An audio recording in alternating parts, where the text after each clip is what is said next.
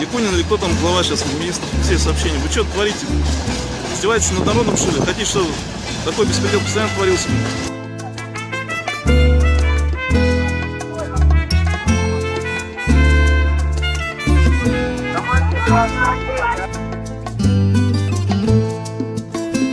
Ну, им начали объяснять, что мы едем до Шим. Я сказал, вас не посажу, значит, не посажу. Ну, и вот он оскорблял там это всякое их быдлами.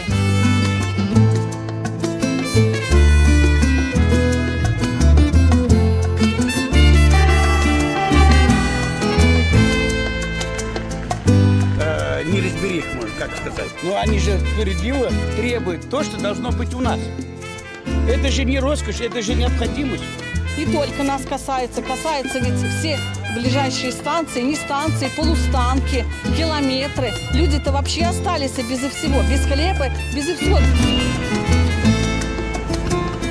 Куйбышевская железная дорога готова оказать услуги по перевозке граждан, но при условии, если Челябинская область окажет субсидирование